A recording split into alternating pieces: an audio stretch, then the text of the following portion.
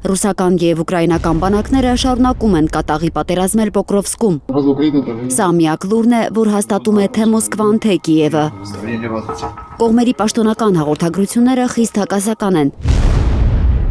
Ուկրաինայի գլխավոր հետախուզությունը Պոկրովսկ-Թեմուր հատուկ նշանակության ջոկատի հաջող ներթափանցման մասին է հայտնել։ Ըստ ուկրաինական կողմի, բացված ցամաքային միջանցքի շնորհիվ շուտով Թեմուրին հատուկ նշանակության լրացուցիչ ուժեր կմիանան։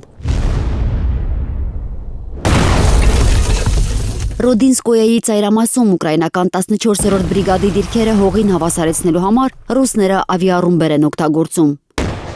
Ըստ Ռուսաստանի պաշտպանության նախարարության, Պոկրովսկի եւ Միրնոգրադի շուրջ օղակն ավելի են սեղմել ռուսները։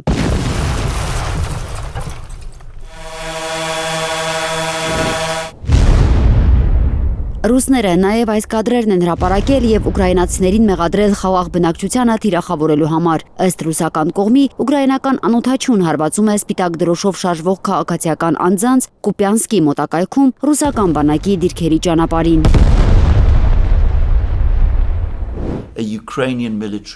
Ռուս-ուկրաինական ռազմաճակատը մշտադիտարկող բրիտանացի ռազմական վերլուծաբան Ալեքսանդր Մերկուրիսը պնդում է, որ ուկրաինացիների գործերը լավ չեն։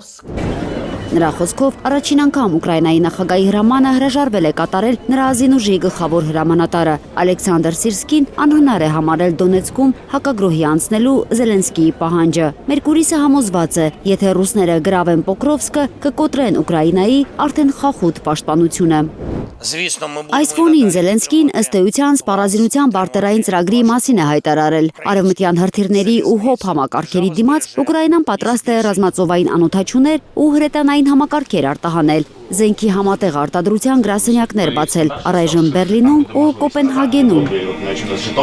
Կիևը նախատեսում է մինչև տարեվերջ սկսել հայրենական արտադրության ֆլամինգո եւ ռուտա հրթիռների զանգվածային արտադրություն։ Բայրակթարները ըստ էության դեռ չի կարողանա արտահանել, քանի որ 2023-ին սկսված գործարանի շինարարությունը ընդհատվել էր ռուսական հրետակոծության պատճառով։ Ուկրաինական բանակի հույսը դեռ Patriot հոբ համակարգերը եւ Storm Shadow հրթիռներն են։ Դրանց նոր խմբականակը անցած շաբաթ էր ստացել Կիևը։ Ամերիկյան թոմահավքների մատակարարման վրա վետո էր դրել Թրամփը։ Բանակցությունների համար ուկրաինական պատվիրակությունը Վաշինգտոն կմեկնի հաջորդ շաբաթ։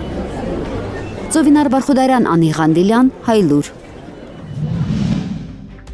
Հայաստանում եւ աշխարհում տեղի ունեցող իրադարձությունների մասին առաջինը իմանալու համար բաժանորդագրվեք մեր ալիքին, սեղմեք զանգակը, որ բաց չթողնեք ամենակարևորը, ամենահրատապն ու հետաքրքիրը։